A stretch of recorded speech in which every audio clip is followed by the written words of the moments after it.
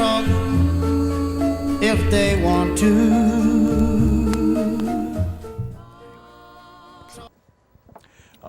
And welcome to Let Them Talk. I'm Paul DeRienzo. And I'm Miss Joan Marie Moossy.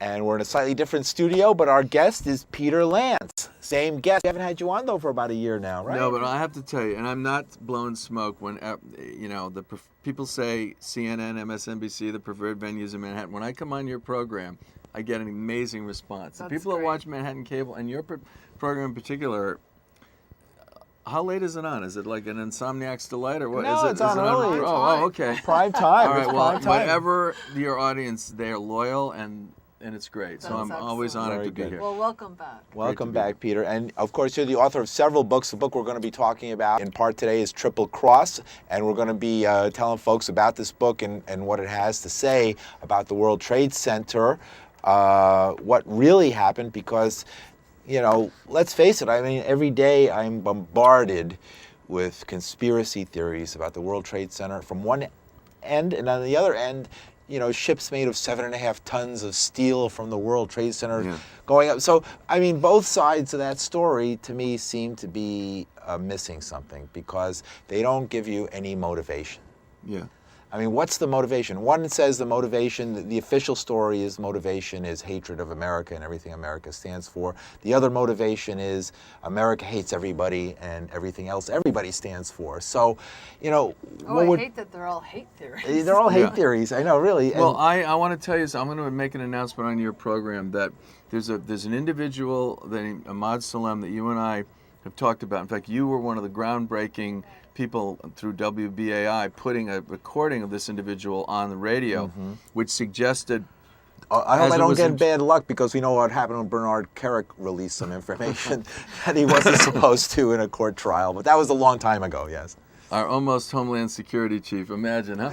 Anyway, but Salem was really a heroic guy who went undercover, risked his life for the FBI, and was pushed out by an ASAC, or assistant special agent in charge of the New York office. His office politics, and then they brought him back. He could have, I believe, prevented the first bombing, and there's new information I'm going to be able to give you, Paul, not now but soon, on the definite of what that tape really meant. I actually met him last night. He came to New York. He's been out of witness protection now for a short time. He's anxious to tell his story to me. I'm going to be doing a new book on it. And this man has such a refreshing approach to describing the war on terror in Islam, because he loves America. He loves America from the time he was a little kid in Egypt. And he left the Egyptian army because he observed torture happening. He had seen his first Jewish people during the Six-Day War who were prisoners, and Jews had been demonized in his youth. And he said, that was the first crack in my box. The box that people live in with such a narrow view in the Middle East about America and Israel. And then when he actually observed this act of torture, that did it. It was his epiphany. He came to America, became a naturalized citizen, was working in a hotel north of Times Square with this incredible agent named Nancy Floyd, recruited him just to do some work on Russian counterintelligence, and he ended up risking his life, going undercover, and ultimately they brought him back and they paid him $1.5 million to do what he could have done in the fall of '92 and effectively prevented the Trade Center bombing. But he's been in witness protection, and his attitude, he now lectures for the FBI, and he talked to 100 ASACs in Philadelphia recently, and he starts the lectures by saying, you are infidels, of course, And then they say, because what he wants them to understand is, he said, there are basically 5 pillars in the Quran that basically say, do you believe in God? Do you believe in the angels of God? Do you believe in the holy books? Do you believe in the day of judgment? There's another pillar, I'm not remembering right now, and all faithful people, Jews and Christians, all share those core beliefs. And therefore, he says, it's impossible for a person to be an infidel. It's impossible, if you really strictly interpret the Quran, there's no room for the radical Islamic mindset of hate that exists today. And of killing people. But here's what's important. And as we now anticipate the potential of having Afghanistan be the next Vietnam, because look at the parallels. You've got an illegitimate government with Karzai. Clearly, there was a rigged election, and we ended up settling for this guy as the other candidate, Abdullah, withdrew. And you have an area of the world that the British tried to conquer and fail, the Russians tried to conquer and fail. It's an unconquerable terrain, effectively. And the only way you can win is by really, to use the Vietnam metaphor, capturing the hearts and minds.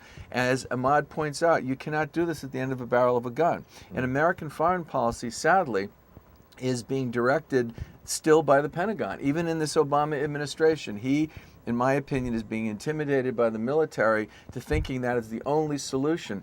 Now, clearly, we need a heavy military presence in the country, but we also need to be bringing massive aid to those people, because the only way the Taliban win is when they can say to people, look at the poverty, look at your poverty, look at Karzai, look at these corrupt men who run your country. Just like communists were successful over the years in marketing communism, because people were so poor, and we were supporting these dictators who were anti-communist, but they were from Marcos to all the people in Latin America, and an inferior system, communism, because our system clearly, democracy, and I would say even in New York City, capitalism is a superior form of economics to communism, and we had a better system, and yet we kept losing over the years to the communists during the Cold War. Now we have the greatest threat to our security and world security since communism, which is radical Islam. It's a real threat. It's not manufactured. How do we deal with it? Do we deal with it with the barrel of a gun? And if you remember Vietnam, the Ho Chi Minh Trail, we'd bomb the Ho Chi Minh Trail, and then they'd rebuild it at night. You know, we clear out a room in Fallujah full of weapons, and they put the weapons back the next day. You cannot win a war unless you get the people to begin to have another approach, to break their box, as Emad Salem said. And it was one of the most, and when you hear it from a guy like that knows the Quran, who is really a devoted Muslim, and is so tolerant and respectful of Christianity and Judaism, having grown up in the Egyptian military and seen torture and seen the worst of it was really uplifting to me. So I'm hoping to do a book with him and have him tell the true story undercover. Because Paul is one of the people that broke. Emad was so distrustful of the FBI when they brought him back that he wore what they call bootleg. He made bootleg tapes. He made his own set of tapes, and one of those tapes is that Paul broke, and you can get it on the internet. Has him talking to John Antisev, one of his control agents, suggesting, and the way it's worded, it almost suggests like the FBI knew ahead of time about the bombing. What he told me was that he was referring to the Day of Terror plot, that they were, where he was going up to Attica to visit with El Sayed Nasser, who killed Rabbi Kahani. That was the sting that they were going to do. And then when he was forced out, they brought a real bomber in, Ramzi Youssef, and he was not talking about Youssef, he was talking about the earlier plot. So he explained that to me in a way that I believe him. I believe he was patriotic, and he's given so much for... I still get emailed because folks do take from that clip. Right. They do take it, and, you know, the thing is, when you take anybody's statements out of context, it could mean, you can make them mean about anything. And it's provocative as heck. It is provocative. He was angry. Right. And he was angry. It was over money, over relationships, over a lot of things that had been going down. Right. And he said, so, hey, you know, I go away, you don't have me. They build What a wonderful story. What a wonderful story. You know, I mean, a son of a bitch, you know.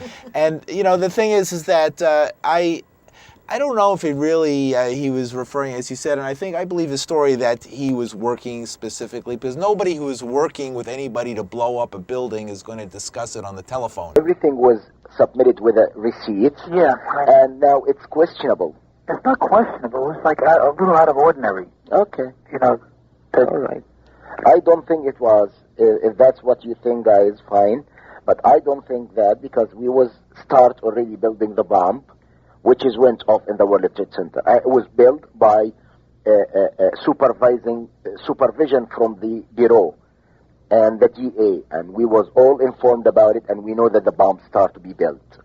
By who? By your confidential informant. What a wonderful, great case.